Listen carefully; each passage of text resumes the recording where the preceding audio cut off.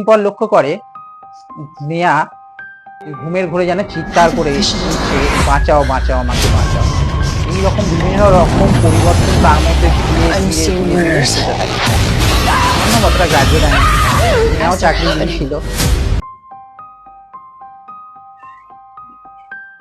Ask real YouTube চ্যানেলে আপনাদের স্বাগত। আমি আপনাদের বন্ধু সৌরভ। আজকে আবার নিয়ে এসেছি আরেকটি সত্য ভৌতিক ঘটনা আপনাদের কাছে। আমাদের চিন্তা এবং ভাবনা যেখানে শেষ হয়ে যায়, সেখান থেকে শুরু হয় আরেকটি অন্য জগতে, যারা আছে, ছিল এবং থাকবে।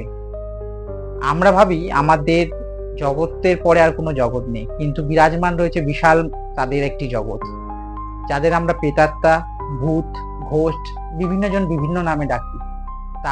তাদের সেই জগৎ শুরু হয়। আমাদের যখন মাঝরাত, তখন তাদের সময় চালু। এইভাবে চলতে থাকে যুগের পর যুগ, সময়ের পর সময়। আমরা এমনকি দেবী দেবতাদের সঙ্গেও এই ভূত প্রেতের উল্লেখ দেখতে পেয়েছি।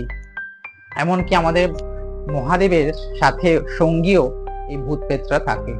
তো এদের একেবারে অস্বীকার করাটা উচিত না। আর এরা ছিল, আছে আর থাকবে, তাই এরা নিজেদের অস্তিত্বকে জানান দেওয়ার জন্য বারে বারে আমাদের মধ্যে ফিরে আসে এবং আমাদের জানান দেয় যে আমরাও আছি। এমনি সব ঠিকঠাকই চলে যতক্ষণ না আমাদের জগৎ এবং তাদের জগতের মধ্যে যতক্ষণ না একে অপরকে কোনো কিছু আঘাত করা হয়, তার আগে অবধি ঠিক থাকে। কেউ কাউকে ডিস্টার্ব না করলে কোনোদিন কেউ কাউকে সাথে ঝগড়া যেরকম হয় না, সেরকম এই দুটো জগৎ সম্পূর্ণ পৃথকভাবে থাকে। আর যখনই দুটো জগতের মধ্যে এলোমেলো টাইম মিস্টেক হয়ে যায়, তখনই হয় প্রবলেম, আর তখনই দেখা যায় কোন রকম পরিস্থিতি। চলুন আজকে শুরু করা যাক গল্পটি। অর্ণব আর স্নেহা দুজন প্রথমে ভালো বন্ধু ছিল। তার পরবর্তীকালে তারা চাকরি সূত্রে একসাথে একই জায়গায় ব্যাংকে অ্যাপ্লাই করে তারা চাকরি পায়। তো কর্মজীবনেও তাদের সঙ্গী হয়ে পড়ে। পরবর্তীকালে তাদের একসাথে থাকা মেলামেশা থেকে ভালোবাসায় পরিণত হয়। এই ভালোবাসা থেকে তারা বিয়ে করে। তো ব্যাংকের চাকরি জানেনি যে এক জায়গায় বেশি দিন হয় না, কর্মসূত্রে তাদের ট্রান্সফার হয় ব্যাঙ্গালোর। তো তাদের আর এখানে কলকাতায় থাকা হলো না, তাদের এই কলকাতা থেকে চলে যেতে হলো ব্যাঙ্গালোরে। তাদের বিয়ে হয়েছিল প্রায় বছর 5 হয়েছিল। বছর 5 কলকাতায় ছিল, ততক্ষণ এখানেই চাকরি করছিল, কিন্তু ট্রান্সফারের জন্য এখন ব্যাঙ্গালোর যেতে হচ্ছে। তো ব্যাঙ্গালোরে সেখানে গিয়ে তারা থাকার জন্য ঘর খুঁজতে থাকে। তো প্রথমে ভেবেছিল ভাড়ার ফ্ল্যাট নেবে, তারপর দেখছে যে ভাড়ার ফ্ল্যাট সেরকম না পাওয়া একটি মোটামুটি রেঞ্জের মধ্যে একটি বাড়ি তারা পেয়ে যায়। সেই বাড়িটি তারা কিনে নেয়। যেহেতু তারা ব্যাংকের ভালো লেভেলের চাকরি করতো, তো কোনো লোনের প্রবলেম হয়নি, তারা ওখান থেকে লোনটাও আরামসে পেয়ে যায়, কারণ নিজেরাই চাকরি, ব্যাংকেরই লোক। তো লোন নিয়ে তারা ব্যাঙ্গালোরে গিয়ে একটি বাড়ি কেনে এবং এখানে থেকে চাকরি করতে থাকে। সময়টা ঠিকই যাচ্ছিল, বছর খানেক মতন প্রায় ঠিকই ছিল, কোনো প্রবলেম হয়নি। হঠাৎ করে বিভিন্ন রকম প্রবলেম দেখা যায় স্নেহার খুব শরীর খারাপ হয়ে যাচ্ছে হঠাৎ, কোথাও কিছু নেই। অর্ণব তো বুঝতে পারে না যে কি প্রবলেমটা হচ্ছে বা কেনই বা শরীর খারাপ হচ্ছে, যে এতদিন তো হয়নি, হঠাৎ কেন এরকম হচ্ছে। তো ভাবছে হয়তো যে বাড়ি থেকে অনেকটা দূরে এসছে, বাইরে থাকলে যেটা হয় জল আবহাওয়ার পরিবর্তন করতে প্রবলেম হচ্ছে। তো এরকম হতে থাকে। তার কিছুদিন পর দেখতে থাকে স্নেহা রাত্রির বেলা ঘুমাচ্ছে না, উঠে বসে আছে। এরকম বিভিন্ন রকম সাইকোলজিক্যাল পরিবর্তন তার মধ্যে ধীরে ধীরে লক্ষ্য করতে থাকে। তার আরো কিছুদিন পর লক্ষ্য করে স্নেহা ঘুমের ঘোরে যেন চিৎকার করে উঠছে, বাঁচাও বাঁচাও আমাকে বাঁচাও। এইরকম বিভিন্ন রকম পরিবর্তন তার মধ্যে কতটা গ্রাজুয়েট আমি স্নেহাও চাকরিজীবী ছিল। চাকরি করতো, কিন্তু স্নেহা এখন আর চাকরিতে যাচ্ছে না। তার শরীরটা এতটাই খারাপ, সে লিভে আছে। তো সে লিভ নিয়ে ছুটিতে বাড়িতেই আছে। এরকম হচ্ছে, বাড়িতে দেখার কেউ ছিল না, কারণ বাইরে জানেনি বাইরে আছে, বাড়িতে থাকবেন একাই থাকবে। এই জিনিসটা অর্ণব লক্ষ্য করতে থাকে, তার পরিবর্তন হতে থাকে।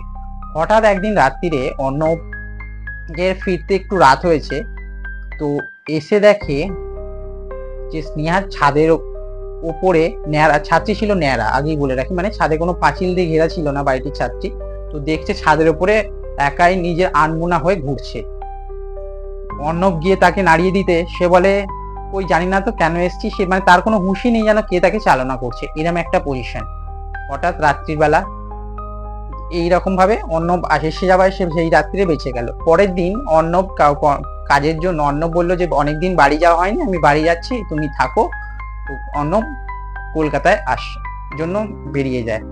কিন্তু সেই রাত্রেই বিপত্তি ঘটে। স্নেহা সেই রাত্রির বেলা ছাদের উপর যায় এবং ছাদ থেকে সোজা নিচে অন্যমনস্ক হাঁটতে হাঁটতে নিচে পড়ে যায় এবং এই মানে শেষ হয়ে যায়। এবং সঙ্গে সঙ্গে অর্ণবের কাছে আশেপাশের লোকেরা ফোন করেছিল, কারণ ব্যাংকে চাকরি করতো, সবাই জানতো একটা ভালো পোস্টের লোক, ফোন নাম্বার অনেকের কাছেই ছিল। তো ফোন করে তাকে ডাকা হয়। সে আর কলকাতা গামী ট্রেন থেকে মাঝপথে নেবে আবার ব্যাকে ফিরে আসে, কিন্তু তার স্ত্রী মারা যায়। তো তার স্ত্রী আর বেঁচে নেই। কিভাবে হয়েছিল বলা যায়, বিভিন্ন রকম অস্বাভাবিক ঘটনাটি ওই বাড়িতে ঘটছিল। ওই বাড়িতে একটি বন্ধ দরজা ছিল যেটি কেউ জানতো না। সেই দরজায় কিছু একটা বাঁধা ছিল কালো লাল সুতো দিয়ে পুজো অর্চনা করে, কিন্তু সেটি সে স্নেহা খুলে ফেলেছিল। তারপর থেকেই যত বিপত্তি, এবং সেই ঘরে বিভিন্ন আত্মার সমাগম হয়ে গেছিল এবং সেই আত্মার জন্যই স্নেহার এই ঘটনাটি ঘটেছিল। পরবর্তীকালে অর্ণব যখন ওই ঘরে এসে, তার স্ত্রী মারা গেছে, ঘরে এসে শুচ্ছে, রাত্রিবেলা দেখছে স্নেহা তাকে যেন কিছু বলতে চাইছে, কিন্তু সে প্রথমে ভয় পেয়ে সরে যাচ্ছে বা ঘুমের ঘরে, কিন্তু বারবার সে চেষ্টা করছে, দেখছে যে এই একই হচ্ছে, স্নেহা তাকে স্বপ্নে এসে কিছু বলতে চাইছে, সে কিছু বুঝতে পারে না। এরকম চলতে থাকে, সেও ভয় ঘুমোতে পারছে না। সে লাস্টে কি করবে, অর্ণব গেল একটি সাইকোলজিস্টের কাছে, যে দেখুন আমার এরকম কেন প্রবলেম হচ্ছে। সাইকোলজিস্ট বলছে, তোমাদের বেশি দিন লাইফ নয়, তোমরা একে অপরকে অনেক বেশি ভালোবাসতে, তো তাই মাইন্ডের মধ্যে স্নেহা ঘোরপাক খাচ্ছে, তাই জন্য এই কাণ্ডটা হচ্ছে। তো এইভাবে সাইকোলজিস্ট বোঝালো, কিন্তু বুঝিয়েও কোনো কাজ হলো না। তো শেষে একজনের কথায়, তাদেরই একটা ক্লার্ক ছিল, তিনি বলে, ব্যাংকেরই ক্লার্ক, তিনি বললেন, স্যার আপনি এই সব জায়গায় না গিয়ে একবার চলুন আমার সাথে, বলে সে একটি মন্দিরে নিয়ে গেল। সেখানকার একজন তান্ত্রিক ছিলেন, তিনি বললেন, আসলে তোমার স্ত্রী তোমায় কিছু বলতে চাইছে, তাই জন্য সে আসছে। সে বোঝাতে চাইছে যে তুমি যে বাড়িতে আছো ওই বাড়িটি তুমি ছেড়ে দাও, কারণ ওখানে গেলে তুমি আর বাঁচবে না। তো তান্ত্রিক সে শুনে অর্ণব বলে যে আমি বাড়িটি ছেড়ে দেবো, এক্ষুনি ছেড়ে দেবো, আমার তো ওখানে টাকা পয়সা রয়েছে, কাগজপত্র রয়েছে, আমার বিভিন্ন রকম ব্যাংকের জিনিস রয়েছে। তান্ত্রিক বলে যে তুমি ওখানে যেও না, ওখানে গেলে তোমার ঘোর বিপদ হতে পারে। তো আর সে অর্ণব বলে, না তবু আমি যাব। তো এই বলে সে বেরিয়ে আসে। কিছু দূর বেরিয়ে এসে রীতিমতন বাড়ির কাছাকাছি পৌঁছে আসে, হঠাৎ দেখছে বাড়িতে দাউ দাউ করে আগুন জ্বলছে এসে। তো এটা ঘটেছিল স্নেহার জন্যই। স্নেহা তাকে বারণ করেছিল যে তুমি ওই আর বাড়িতে আর যেও না, কারণ স্নেহা চায়নি যে অর্ণবের কিছু ক্ষতি হোক, তাই জন্য বারবার এসে তাকে প্রোটেক্ট, কারণ তার যে ক্ষতিটা হয়েছিল সেই ক্ষতিটা সে আর হতে দেয়নি, তো যে হোক চায়নি, তাই জন্য সে ওই বাড়িটি জ্বালিয়ে দিল। তারপরে সে আর ওখানে থাকেনি। অর্ণব বলল তারপরে আর কোনো চাকরি জীবন ছেড়ে দিয়ে সে সোজা বলল বিভিন্ন রকম তীর্থস্থানে চলে গেল, এবং সে চাইলো বারবার বিভিন্ন জায়গা, আজও সে ঘুরে বেড়াচ্ছে জানার জন্য যে কিভাবে সে স্নেহার সঙ্গে কন্ট্যাক্ট করতে পারে, কিন্তু কোনো মাধ্যমে আর সম্ভব হয়নি, এবং স্নেহ আর তার স্বপ্নের মধ্যেও আসেনি আর সামনেও আসেনি। আজকের গল্প এই পর্যন্তই। ভালো লাগলে ভিডিওটি লাইক এবং চ্যানেলটি সাবস্ক্রাইব করে দেবেন, এবং আপনাদের যদি কোনো গল্প থাকে আমাকে লিখে পাঠাতে পারেন আমার স্ক্রিনে দেওয়া হোয়াটসঅ্যাপ নাম্বারে এবং ডেসক্রিপশন বক্সে দেওয়া ইমেল আইডিতে। আজ এই পর্যন্তই। ভালো লাগলে ভিডিওটি লাইক, কমেন্ট এবং শেয়ার করবেন। নমস্কার।